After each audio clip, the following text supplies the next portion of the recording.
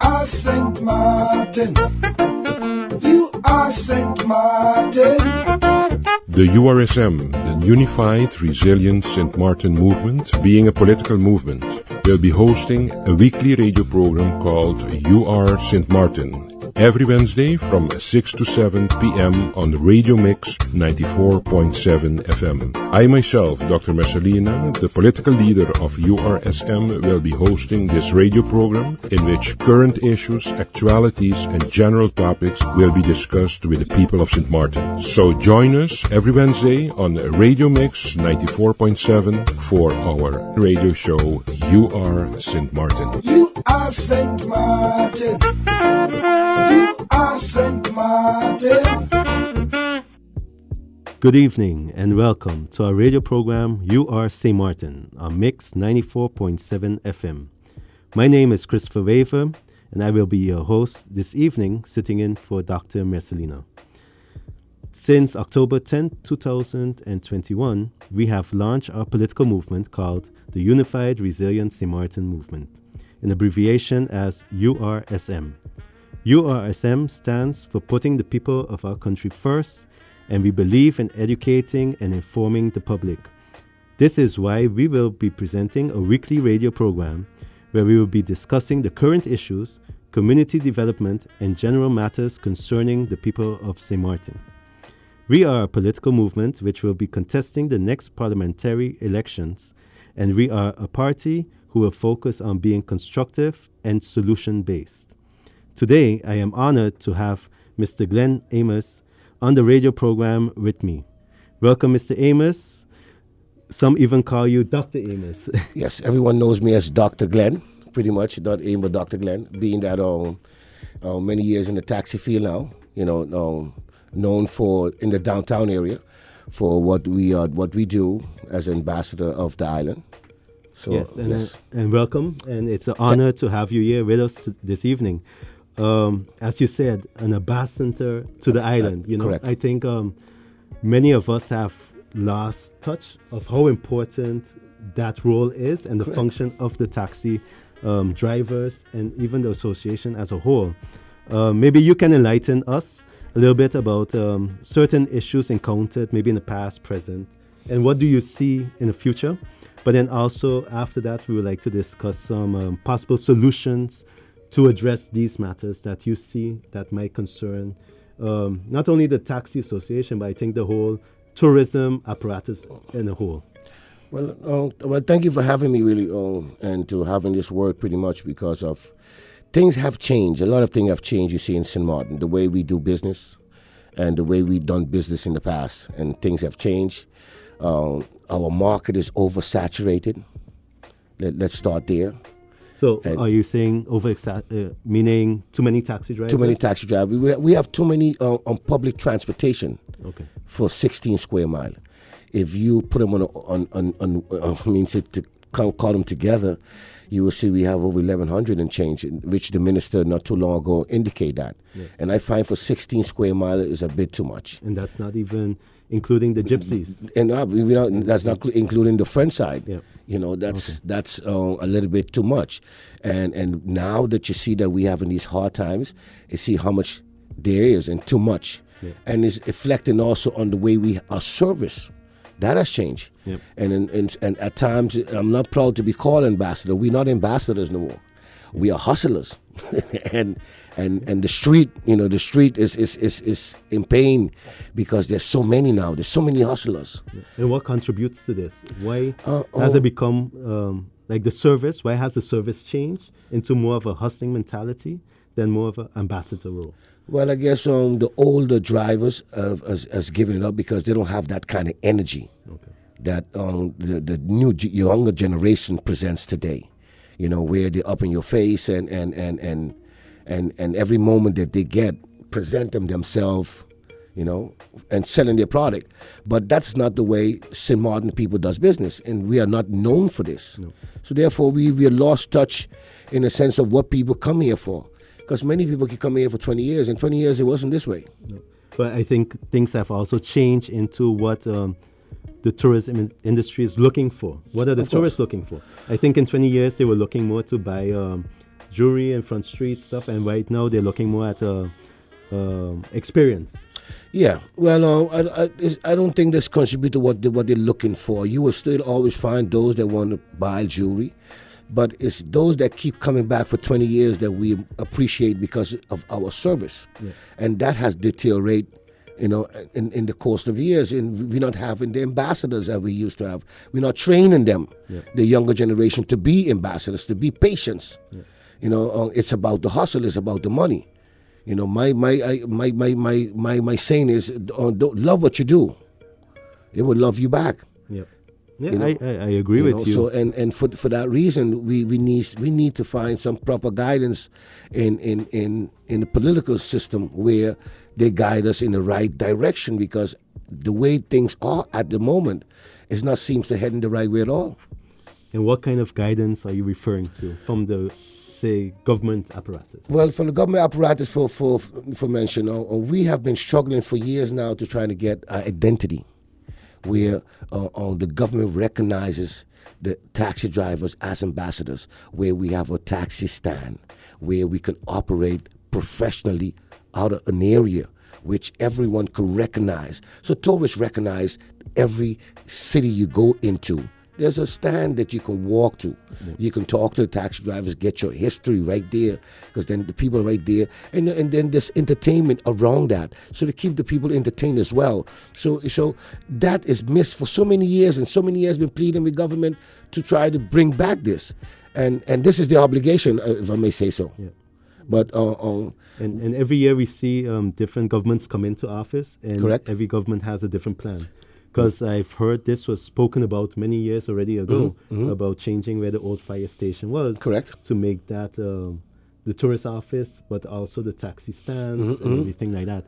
We've noticed as well on the French side recently, they've opened it in the heart of Marigot as well, and you can see what it does to that to that part. Yeah, you know? yeah.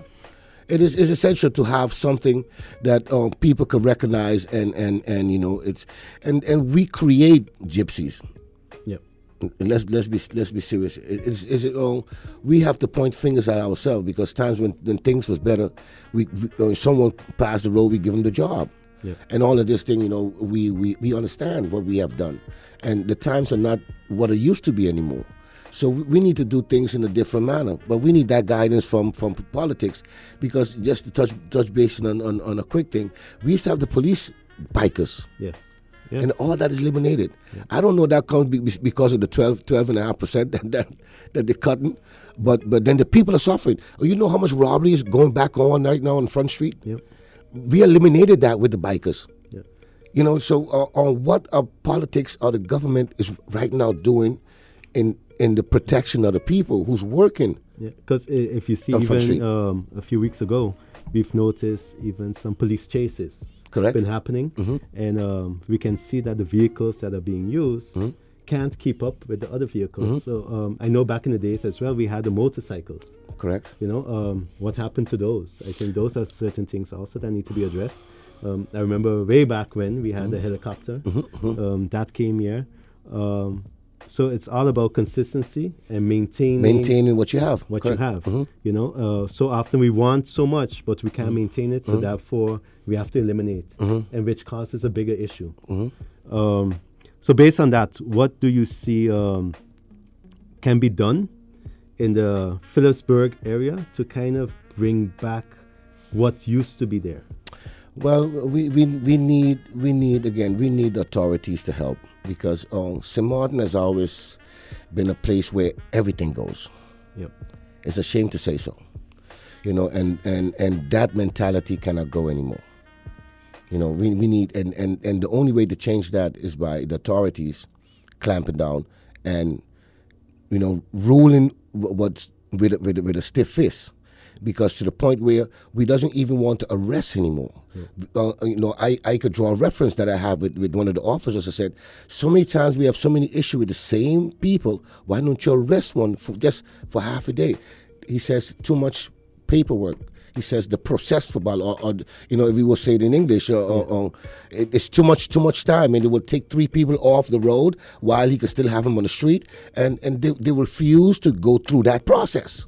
Yeah. So then also maybe lack of staffing, other things contribute to it as well.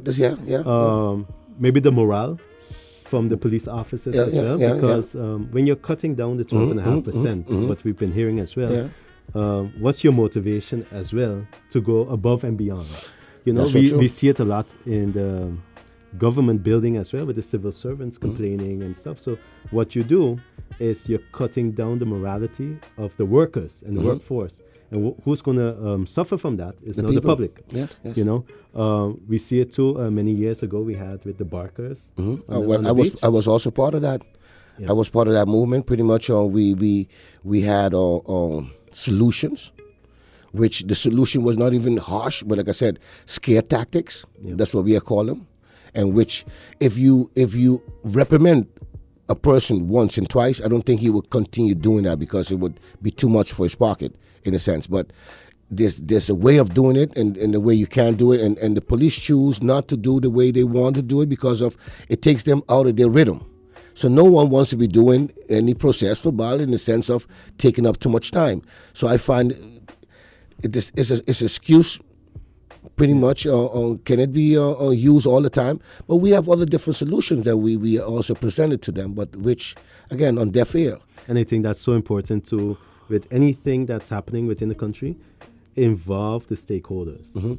I think when you're talking about bringing back Phillipsburg to what it was, or even the tourist industry, and bringing back the ambassador title to the taxi drivers, I think it's important as government to sit down with the associations and all those stakeholders to see where do we want to go. And if my vision aligns with their vision, I think that's so important, because if my vision doesn't align with the vision of the other stakeholders, then there might be bigger issues there. Well, yeah, that's pretty much what it is right now, because we don't see eye to eye, or the government doesn't see eye to eye to the people. What the people need. That is what it is. Because for as long that we have been on the square, for as long that we've been working in the condition that we've been working, it's a shame to say that the Parliament building is right in front, the courthouse is right next door, and you don't see our condition. And we've been doing it for over 30 years in that same condition. So therefore, there's no love for the people. Yep. And that's what the people are saying. And that's why the people are fed up with politics. Because things that can be done aren't being done. Yep. I mean, we see it as well. I remember when I was in office as Minister of Romy, I signed off for the lay-by. If you look next to SZV building, not SZV, the Vineyard building. Yeah, you see the nice little lay-by. And the idea was for the tour buses as well to have a place to park up. Correct. Instead of blocking traffic. And a safe place for the tourists to get off and go into the Phillipsburg area. But what I'm seeing now is, as soon as it's finished, it's a parking spot. It's now just a parking spot, you know. And what are you doing? And where are those tour buses now heading? Back to where the gas station was. Yeah. But I see the gas station put some boulders there now. So where are they going? And who's enforcing? It goes back to that. Enforcing the laws. It was intended for. Correct. You know, I think it can fit 2 of the tour buses, and it was a safe place for the tourists to get off, go into the Phillipsburg area, and do a little more shopping before heading back to the ship. But once again, we're seeing that persons are able to park there now, and then, you know, you lose. And if you leave it there too long, it's becoming habit. So then, who's going to move any car then? So now they block it completely now. So it's now just a parking spot. No, but not even a parking spot. You made. Hasn't they put boulders in front of it now? That's the one by the gas station. By the gas station, yeah, correct. I mean the one there across from the Vineyard building. Okay. Yeah. So now it's just a parking spot. Good idea, but again, we don't respect on the Dutch side. Let me put it this way, because if you're crossing the border, if you have no seatbelt, the first thing you look for is your seatbelt. Agree. Yeah, and everybody does it. Yeah. You know, but on the Dutch side, you know, you do as you please. Yeah. Yep. You know, so I mean, there is a reason for this. You know, God forbid. I mean, you see why the police officers are not doing anything on Front Street when there's a robbery or whatever the case may be, because we lost 1 police officer, and that's amazing though. 1. Yes. In the course of so many years on Front Street. Benji, a good friend of mine too. And it was a shame because he approached the job as he always would approach a human being, even though whatever reason you have, and that's the way he was. He never expected it. Yeah. But that's why they're not approaching these things anymore, because of, God forbid, something should happen again like this. They didn't even have any proper insurance. Yep. Now, are we doing something about these things? Are we thinking about these things? Or are we waiting for it to happen again and then? I think we need to learn our lessons from what happened. Correct. To Officer Benji. Mm-hmm. And I think let's not leave it go down in vain, and make Correct. sure that what was done won't happen again. But also let's make sure that these kind of things are prevented. Make sure the insurances are in place for the police officers. Make sure that they have the right equipment on, Correct. where they feel safe. Because That's some very of them important. might have the vest, but maybe they're not comfortable with the quality of the vest. So hopefully all of that is up to par. And those little things could help the confidence as well from the police, and say, okay, well, I am insured. I know I am fully guarded. And training. I think training is so important as well. Well, that's important. I assume that we have some new recruits now. Hopefully, we will be in a much better position. Hopefully, the young ones in the years to come, that we would fill in the void, especially because, again, the bikers used to be very essential. Yes. And they had a plan. I have family members as a police officer, and they had a plan where they could close down the street that, prevent that person from getting away. And they were very visual. Yeah. You've seen it in Front Yeah, Street. You yeah, see them yeah, riding their bikes. Right now, they're not as visual. No, not at all, because we drive tourists around and they never see a police. You see? And the only time they have saw the police, they ask me, does anything happen here? And I'm saying, yeah, things happen. Not as often as you would think, but things do happen because there's no police present whatsoever. I mean, you might see one drive by in a car, and that's about it. So they wonder if really nothing happens here. Yeah. But things do. And we spoke about certain bottlenecks as it pertains to the taxi drivers. One of them that you mentioned was it's too congested. But what then? Because then the counter argument would be, but what happens to those if we do cut down on the size of the taxi drivers? What then can be done to eliminate that they're out on the road not having an income? Because it's reached a certain extent already. Yeah, we reached it. To be honest with you, this is a subject that many don't want to really touch, because to the point where we know, and the taxi was created for a person who doesn't have a job. Okay. And now the taxi has become a field where people is a business. People have a job, and the taxi is a part of their business, and it was never designed to be that way. So that's where you oversaturate the market, because it has to be for a person that's all he does. That's his only incomes, and that's what it's designed for. But we took it out of proportion pretty much, and now people use it as a business. So now you rent plates. These things should be eliminated. People don't want to talk about that. People that shouldn't have plates have plates. Yep. Yeah. And they rent it out to other persons. People got plate, never rode one day in their life. Yep. And these are people with good jobs out there as well, right? So if you are talking about if you want, I'm not saying take away the plate. Give it to someone who's truly is going to work the plate. Okay. So basically reevaluate the correct. system, recognize what's going on, but then also I think it's important once again to sit with the stakeholders and then find solutions based on it. If we're only limited to so much plates, or maybe even be able to divide up, so to say, in shifts as to certain taxi drivers, what time. But I find it's difficult to do. We already doesn't follow rules and regulation. The people and we have become so spoiled that rules and regulations always seems to be threatening a person's identity and the way he does business. He or she does business. And I think the same can be said also for the bus drivers. Correct. As well. I think those are two jobs currently on the island that face the same issues somewhat. They're both oversaturated. Saturated. And something needs to be done to put it more in a structural place. But who's the one that wants to do that without stepping on anybody's toes? Nobody. You would have to, because there's no other way. Yep. I mean, if this to work again, if this going to work, if the URSMP going to work, or URSM is going to work, we will need to step on people's foot. Yeah. And I think that is the thing. We need to be able to... right is right, wrong is wrong. Exactly. And agree with you. And I think that's why it's important to hear it from you as well, who is in the field at the moment and is saying that these are things that need to be addressed. Sometimes we need to make difficult decisions. Correct. But at the end of the day, it's about the vision and the longevity of the industry, in the whole.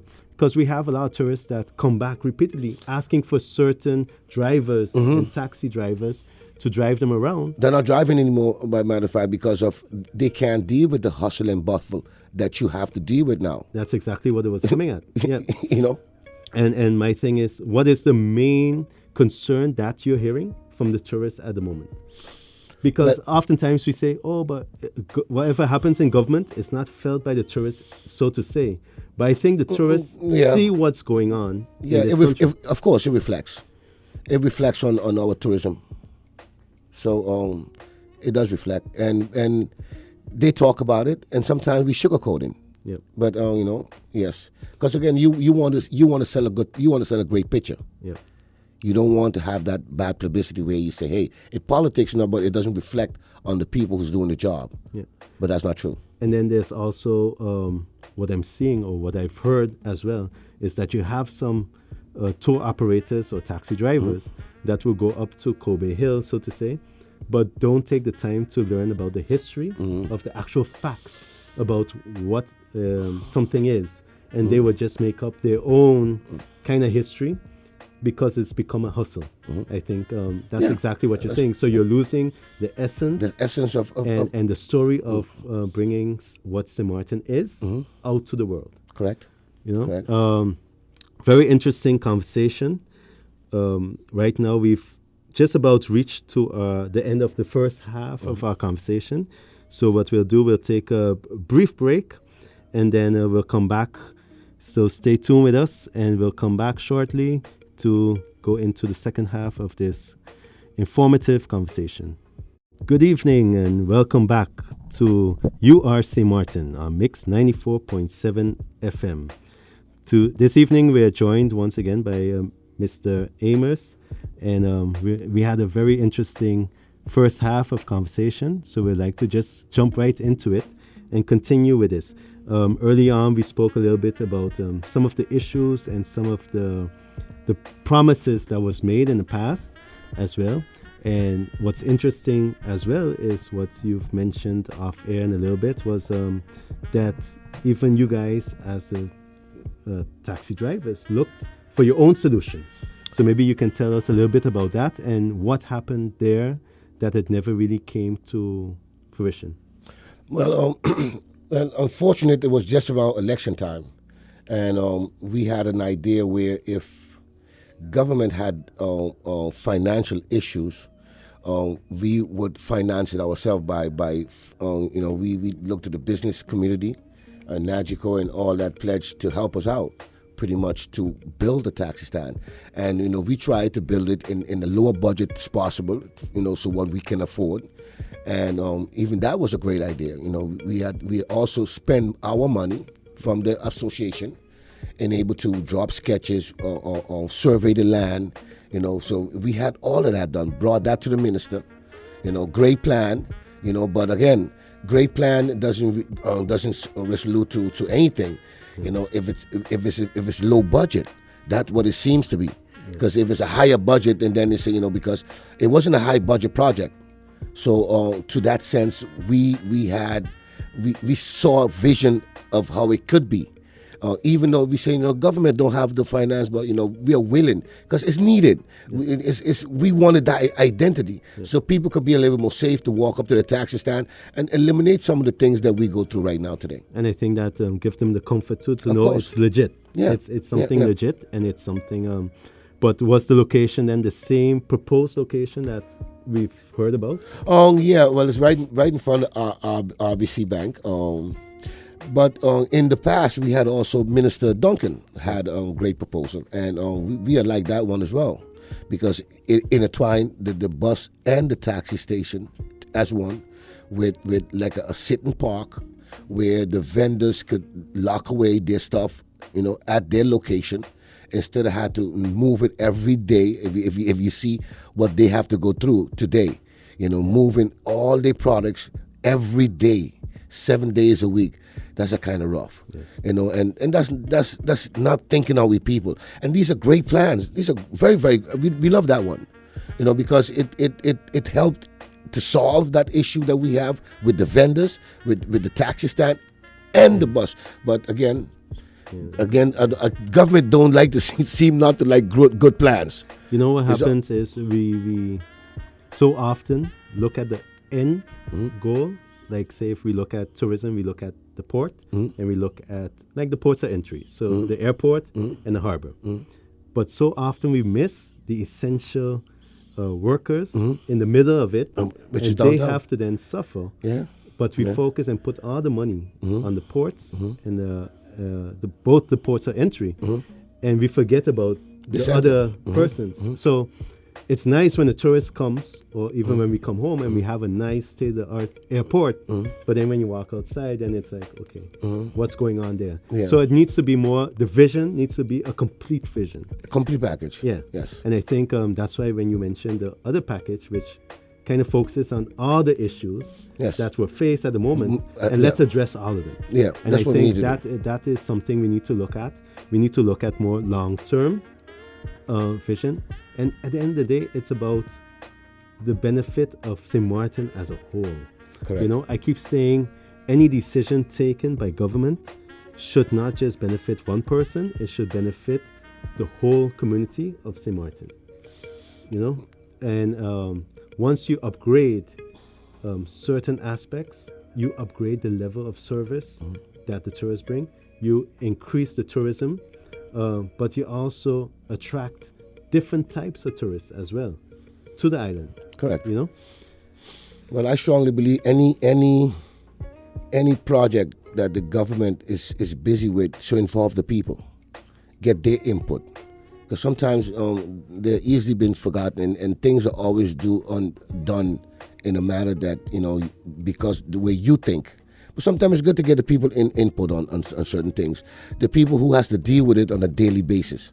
Yes. And get them a sense of, hey, the government is involving us, and our input matter, because apparently right now nothing matters of what we say. No. And that's been hard. Yeah, and that's why as URSM, we have also committed to have certain committees in place addressing certain areas, but also including the expertise of people in that field.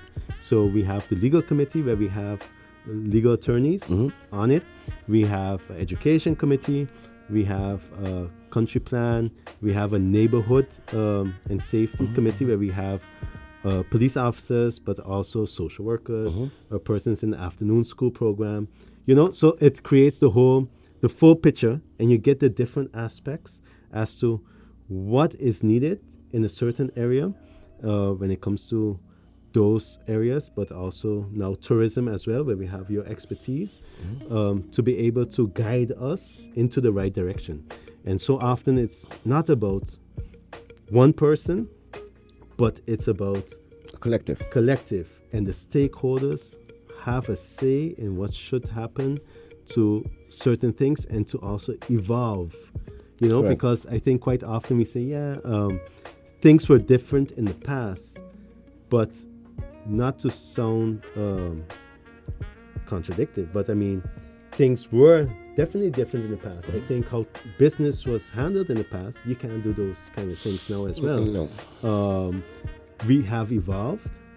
We cannot go back to certain things, but let's see where we're at, and let's see how we can improve the market we have now. I think we've seen in Curacao, as I mentioned on a previous, on our live program, is we have the Riff in Curacao. they've created a whole eco park Correct. in the middle of the town, where persons and then can kayak, they can enjoy the nature, but also it then brings the balance between a nature experience and also the shopping and city, everything like that. So you need to create a balance. And then my question was, are we able to do that here? Now, for us to be able to do that, something like that here, discussions need to be had with the Taxi Association, Nature Foundation, and all these other stakeholders that might be part of it for advice and guidance as to what is possible, what is not possible. Correct. You know, rightfully so. Yeah, because we even have tourism tourists that come and look to do an experience such as picking up garbage on the beaches. Correct. They join Saving those the turtles, you know. saving the turtles. You have hiking tours. You have all kind of experiences that people look for right now. And we are island, and I must say we are very blessed that we're able, if we have the right persons in places with the proper vision, to be able to tap in to a lot of these industries and markets. My vision to that is pretty much we have a lot of old trails that we need to revisit or remarked. Yes. Because we have a lot of people coming who wants to do these type of adventurous hiking, and that could also enhance our position, and for the tourist abroad that who looks for these types of stuff. Because again, I guess all the Caribbean has the same to offer: that blue water, Yes. the beautiful beaches. But what keep bringing the people back to this island as strongly is our friendliness, and that has always been our bigger quality. But we can add to that. Yes. And add into things that enhance us productivity in a sense that we could get more tourists, but as well we need to educate our people. We need to have the tourist bureau come back with more seminars, more ways that so people could be trained and to do it properly, because now we got to the younger generation that is coming in is not much into it as the older are. And I think it's also we can even go further with that and say we need to bring the history and the real history back into the classrooms. Oh yeah, I think it starts there as well. yeah, correctly, because I don't think we talk enough about the history of Sint Maarten. It's a rich history, because I love the history of Sint Maarten, and when I talk to some of my colleagues and I tell them some few things, and it's like they are baffled not to know that these things existed on this island. And pretty much you only go talk to the older folks and get this kind of input. And because you don't see that barely in books anymore. And coincidentally, I saw this book in the library before they moved to where they are now. And strangely, you don't find much people researching the history of Sint Maarten. And I find it a shame, because it's a lovely history, even though for all that we have been through in slavery and whatnot with the salt pond pickers. But we have strong women. We come from strong women, strong roots. We have worked the salt pond. Majority of the workers on this island, majority of the people on this island was women, strong working with African women. And that's what gave us our nickname as well. Yeah, of course. Yeah, the island of the beautiful women. Yeah. Yes. Yeah. So I think we need to tap into that. I don't think we have to forget, but also enhance, merge the two, And I think when we merge what we have, not forgetting the past, but also looking at the future and see for a nice balance. I have a friend of mine who recently went to Curacao for vacation, and I asked him, so how was your experience? He said, it was nice, but it's not Sint Maarten. No, it's not. So there's still something that we have and that we can offer. I think the warmth of the people. And it seems to rub off on everyone that comes here. Because imagine everyone, you say, you always find someone in Sint Maarten, or you lose your loved one in Sint Maarten. So it always has been two sides of the sword. And that has been Sint Maarten, pretty much that place where you do not know what to expect. Yeah. But I always say to my guests, whoever knows the Dutch, what we cannot control, we legalize. Yeah. Typical Dutch. Yeah. And we see it. And it seems to regulate, the smaller issues that we confront in different parts of the world. And it has been a good tactic, but again, we need to divert from the old ways of doing business because it's not working anymore. So what then do you see as the future of the tourism industry for this island? How do you see it? Well, we need as strange as it may sound, we need a purge of the government apparatus because there's so much has happened to our ordinance that so much how can you put it, policies has been put in place that pretty much is illegal. Yeah. Policy cannot place law. Our law of 1969 still stands, but not respected. So therefore, we are all over the place. Yeah. Yeah. And who's controlling that? No one. It's the checks and balances of it. And until something happens where it becomes an issue, then it comes to light, and then everybody's going to look at it and say, "Hey, but wait, this was not changed since then. This is something now we need to rush and address." Because anytime you create or you try to change, it needs to correspond with the organic law and also the law of the ordinance. So therefore, you can't change without properly going through all those steps and to see that you doesn't cross another. Yeah. That's what. Because they are kind of intertwined. Yes. Correctly. Yeah. So it hasn't been thought out thoroughly through to the politicians or to the ministers. When they create policies, because it not only affects the whole system. Yeah, because it trickles down to other. Correct. Other and that's what we see today. And the minister just touched base. How many T plates we have? How many G plates we have? How many public transportation we have on the island? And I even know it's that much until I heard it was 1,100 and change. Yeah. Because I think definitely when it comes to the busing system, we as URSM also are looking at solutions to see how can we make it more organized. In a sense, bring solutions, have proper bus stops. We should, and risk. But Chris, let me say something about that.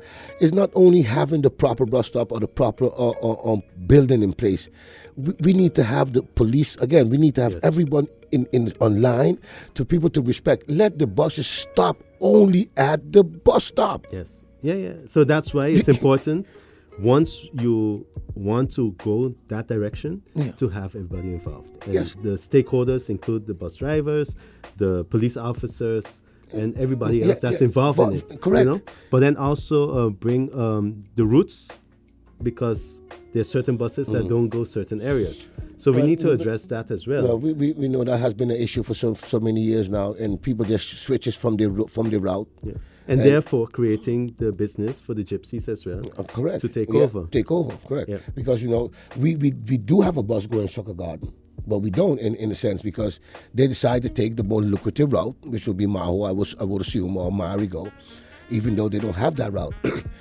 But again, if no one is really opposing the rules, and then is a free-for-all, then everyone does what they feel to do. And again, now we've seen with the COVID, left us vulnerable. Yeah. So now people went to different ones. So we see now the issues, and government now sees now, but still hands are tied. I strongly believe that, but still not thinking in benefit of the people. Yeah. And I think one of the big issues as well, since that we've experienced since 10 is the inconsistency of a stable government. I think that has affected the whole, all the plans, the whole industry as well. Because when you come with an idea, and then you find out, next month I'm out of office, or you have elections again. So when elections come, you have these big promises made, but they can't fulfill it in time for elections. But then you bite on the promise of a building coming. And then we go out and we vote for this promise of a building. And then when election happens, then nothing is done afterwards. Well, I think as a people, we need to evaluate. If a plan is good, it doesn't matter who bring it. Yeah. You know, it should be evaluated. It should be looked at it. If it benefit the people, we should think about it. And it doesn't matter who brought it to light. Yeah. Because sometimes I think that's the way we find solution. Yep. And you know, everyone has an input. Yep. And I agree with that. And I think that is where URSM will also be looking at, as to say, we will evaluate when we come in office what is there already. Is it feasible? Is it something good? Does it benefit? And before going ahead with it as well, see the relevant stakeholders involved, discuss it, and then say, okay, this actually was a good plan, and let's carry out. But also be transparent to the public as to why we're going with it or why we're not going with it. And I think that is something key that people right now are looking for, is honesty and transparency. Yeah. You know, we touched on that when we talked a couple of days ago about Chris. And when I said the people want to hear the truth. You know, they just fed up. Yeah. Because certain things you cannot do. And you should be able to tell the people this cannot work. Yeah. But also give reasons why it cannot can't work. Yeah. And but we have too much. You know, I never knew government business supposed to be behind closed doors. Yeah. You know, as I know, as government business should be publicized. There's nothing secretive about government business, but there's so much secret in Sint Maarten government that is ununderstandable, pretty much for the normal people on the street. Why is it a secret? Is it not public entity? Yes. Yes. And once you choose for public office, this is what it is. And it's our tax money who's paying for these things as well. So we have a right to know. Exactly. And rights to know how much is being spent, why is it good, Mm-hmm. and Correct. or why are you not going ahead with it? And why you choose that person. Yeah. You know, when you're busy doing the whole tendering process of certain works. I think in the future what we should do is also publish this was tendered, this person won, and this was the price that won. Let's be transparent about it. Should be transparent because it's the people's business. Because then it eliminates a lot of thoughts and questions and you already answer them. And people thinking of other things and reasons why, you're creating a whole different atmosphere then. Once we're transparent and we're being honest and we're just stating the facts of why this person is doing it or why this needs to be done, I think people will understand. Correct. And at the end of the day, is what you're saying, and this is the same sentiments I'm getting on the road as well, is people are tired of being lied to. We want the truth, we want honesty, and we want a change. Yeah. But we want a change, but people are also scared that they're not going to get a true change. And that's why when we started the movement, when Dr. Messalina and myself sat down and we said, listen, if we're going to do this, we need to do this different. We need to put committees in place. We need to really start thinking about the people first and then seeing what's good for the country. And it needs to benefit them. So if we do it, we need to do it the right way. I was in office for 7 months as a minister and served for 2 different governments. And I served with, I think, 4 different political parties in my 7 months. In your 7 months period. Right? That has to be a record. So, so I've worked with many different parties, ideologies as well, and Dr. Messalina as well, coming from a different political party as well. We've seen certain things, and that's why when we decided to make our party, the URSM, the People's Party, that this is the things we do not want to see in the party. These are the things we've learned, and this is how it's supposed to be. And I think that, and being genuine to the people out there, they will see that all the persons involved with this movement truly have Sint Maarten at heart and actually are doing it for the right reasons and just because things need to happen. And I've said it myself too. I'm not not looking to be a long-term politician. I'm looking to maybe do 2-3 terms max. But in the meantime, I should have guided somebody else to now come in and leave that continue. So oftentimes we see these politicians hold on to power for too long. And now when it's time for them to leave, they have not guided anybody or given anybody the experience or the opportunity to come in, where I find this is where we need to be different, Yeah, well, rightfully said, because we find that some office, we spoke about it as well, some office should not be on a life appointed. Simple, because then you get complacent. And then to the point you can't leave, and then you believe that you can do whatever you want to do. Even though you might have the right intention, but it still doesn't work in the people's favor. Yep. So again, all these things need to be changed and need to find a way to do it much better. Well, definitely, I think there's a lot more to be said. Correct. But unfortunately, we have reached to the end of our program today. I would like to thank you again for joining me in this Thank you for having me. Informative conversation. And please stay tuned for our upcoming program next week, as well as we will continue to bring you another informative interview with more persons and solution-based approaches from the URSM. So thank you for joining us and wishing everyone a pleasant evening further.